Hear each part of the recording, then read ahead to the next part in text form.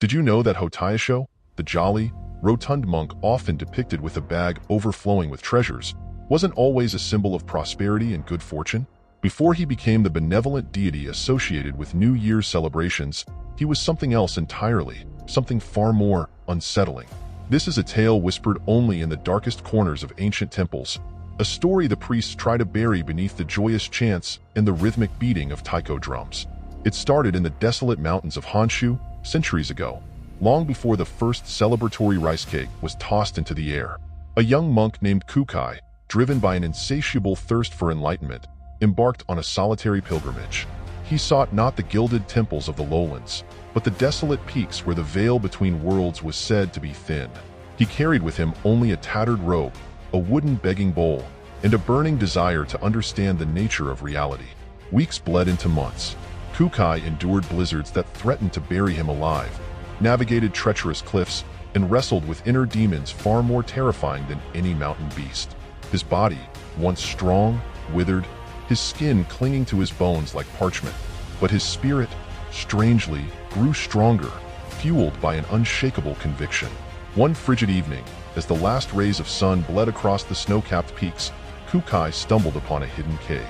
Drawn by an unseen force, he entered. The air inside was strangely warm, heavy with the scent of incense and something else, something sweet, yet sickeningly metallic. At the heart of the cave, bathed in an ethereal glow, stood a figure. It wasn't human, not entirely. It resembled a grotesquely obese monk, its skin stretched taut and translucent, revealing a network of pulsing veins and throbbing organs. Its eyes, small and black, burned with an unnatural intensity. In its hand, it held a pulsating, fleshy sack. Kūkai, though terrified, felt no urge to flee. He was transfixed, caught in the creature's unsettling gaze. "You seek enlightenment, little monk?" the creature rasped, its voice a grating whisper that seemed to echo from the depths of the earth. "I can grant it to you." The creature then extended the sack towards Kūkai. It pulsated with a life of its own, its surface slick with a viscous fluid. Kūkai hesitated, his hand hovering over the grotesque offering. What is it?" he stammered. "Everything you desire," the creature hissed. "Wisdom, power, understanding, all contained within." Overcome by a sudden, overwhelming urge, Kūkai reached out and grasped the sack.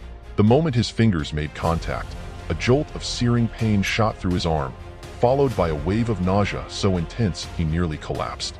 He recoiled, dropping the sack to the ground. The creature let out a chilling laugh. "You have chosen wisely," it cackled. "The path to enlightenment is paved with sacrifice." As Kūkai watched in horror, the sack began to writhe and contort. It grew larger, its surface stretching and tearing, revealing glimpses of what lay within. It wasn't gold or jewels, as he might have expected, but something far more disturbing. Twisted, deformed limbs, contorted faces frozen in silent screams, organs still slick with blood. The sack pulsed with the remnants of countless stolen lives. Kūkai understood then. The creature wasn't a benevolent deity, but a grotesque parasite, feeding on the hopes and desires of those seeking enlightenment. The gifts it offered were not blessings, but the remnants of its victims, their life force twisted and corrupted. He stumbled back, his mind reeling. He wanted to scream, to run, but his body refused to obey. He was trapped, not by physical restraints, but by the sheer horror of what he had witnessed. Then, something unexpected happened. Kūkai began to laugh, a low, guttural chuckle that grew louder and louder, morphing into a manic cackle that echoed through the cave. He had glimpsed the true nature of reality, and it was far more grotesque and absurd than he could have ever imagined. The creature, startled by Kūkai's sudden outburst, recoiled. It seemed confused. It had expected fear, revulsion, but not this. As Kūkai's laughter subsided, a strange transformation began to take place. His body, once emaciated, began to swell. His skin stretched taut, revealing the pulsing veins beneath. His eyes, once filled with fear, now burned with the same unnatural intensity as the creature's. He had become the very thing he had encountered. He had become the new Hoteiosho. He picked up the discarded sack, its contents still writhing and pulsating. He slung it over his shoulder, the weight of countless stolen lives now his burden to bear. He stepped out of the cave and into the cold mountain air, the first rays of the rising sun illuminating his grotesque form.